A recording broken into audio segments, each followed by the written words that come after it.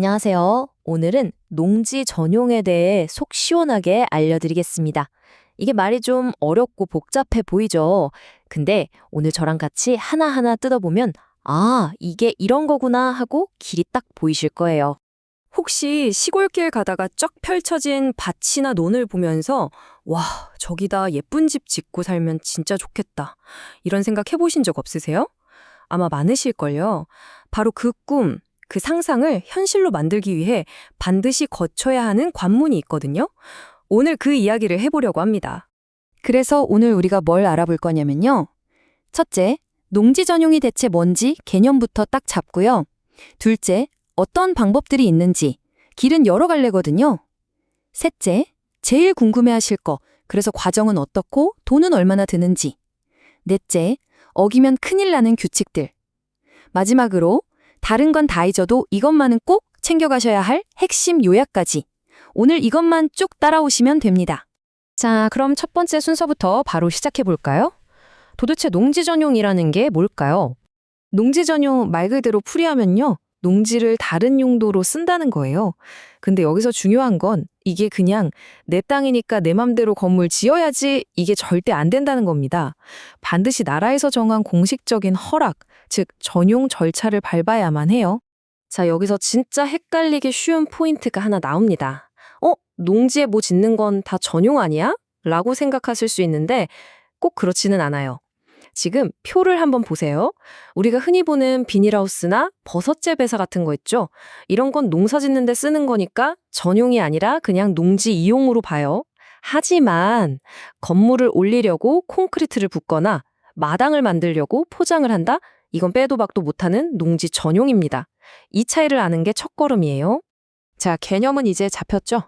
그럼 두 번째 단계로 넘어가서 어떤 길을 통해 이 전용을 할 수 있는지 한번 살펴볼게요. 방법이 하나만 있는 게 아니거든요. 법을 쫙 펼쳐보면요. 방법이 크게 네 가지가 있어요. 허가, 신고, 타용도 일시사용 허가. 복잡하죠? 근데 걱정 마세요. 우리가 오늘 집중할 건 딱 두 가지예요. 집을 짓거나 공장을 짓는 것처럼 영구적으로 뭔가를 할 때 쓰는 허가랑 신고. 대부분은 이 두 가지 안에 다 해당되거든요. 허가랑 신고, 이 두 개가 뭐가 다르냐면요. 이렇게 생각하시면 딱 맞아요. 허가는 저기요, 제가 여기다 이런 건물을 지으려고 하는데 한번 검토해 주시고 허락해 주세요 하고 정식으로 허락을 구하는 거예요. 좀 까다롭겠죠? 반면에 신고는 법에서 정해놓은 이런 시설 지을 거니까 그냥 알고만 계세요 하고 알리는 느낌이에요. 훨씬 간단하죠? 하지만 우리가 생각하는 대부분의 개발 행위, 예를 들면 주택을 짓는 건 허가에 해당합니다. 자, 그럼 세 번째. 아마 제일 궁금해하실 부분일 겁니다. 바로 과정과 비용. 그래서 절차는 어떻게 되고 제일 중요한 거, 돈은 얼마나 드는데 이 얘기를 지금부터 해볼게요. 좋습니다. 가장 대표적인 케이스인 농지 전용 허가를 받는 그 여정을 제가 지금부터 차근차근 안내해 드릴게요. 짜잔! 이게 바로 공식 절차도인데요. 딱 보는 순간 아이고 머리야 싶으시죠? 선도 많고 글씨도 많고 근데요 겉모습에 쫄 필요 전혀 없습니다. 이 복잡한 그림의 핵심 플레이어는 딱 셋이에요. 신청하는 나, 허가 내주는 지자체, 그리고 돈 받는 한국농어촌공사. 이 세 명의 관계만 이해하면 끝입니다. 제가 이걸 아주 간단하게 정리해 드릴게요. 자, 보세요. 복잡한 거 다 걷어내고 딱 네 단계로 줄였습니다. 첫째, 시군구청에 서류를 낸다. 둘째, 담당자가 검토하고 돈 얼마 내세요 하고 알려준다. 셋째, 그 돈을 농어촌공사에 낸다. 넷째, 돈 낸 거 확인되면 허가합니다. 도장 꽝, 허가증이 나온다. 어때요? 훨씬 간단하죠? 방금 제가 돈 얘기를 했죠. 이 돈의 정체가 바로 농지보전부담금입니다. 이게 그냥 단순한 수수료가 아니에요. 농지 전용의 알파이자 오메가, 가장 핵심적인 비용이라고 할 수 있습니다. 이거 안 내면 한 발짝도 못 나갑니다. 그래서 예산 짤 때 무조건 1순위로 고려해야 해요. 아니, 내 땅 개발하는데 왜 나라에 돈을 내? 하고 생각할 수 있잖아요. 이 농지보전 부담금은 이런 의미예요. 당신이 개발해서 농지 하나가 사라지니까 그 돈으로 다른 곳에 농지를 새로 만들거나 기존 농지를 더 좋게 가꾸는 데 쓰겠습니다. 라는 일종의 대체 비용인 셈이죠.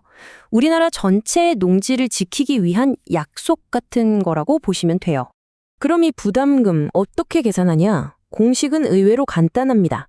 딱 두 가지만 알면 돼요. 첫 번째는 그 땅의 공시지가, 즉 나라에서 정한 공식 땅값.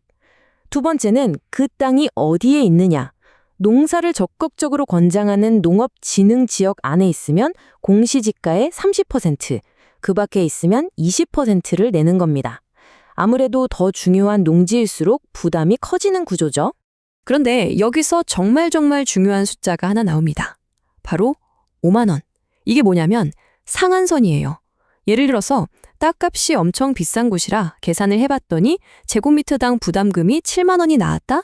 그래도 5만 원만 내면 됩니다. 최대 5만 원이라는 캡이 씌워져 있는 거죠. 덕분에 우리가 예산을 짤 때 아무리 많아도 이 이상은 안 나오겠구나 하고 예측할 수 있는 거예요. 이 5만 원 꼭 기억해두세요. 자, 이제 네 번째 주제입니다.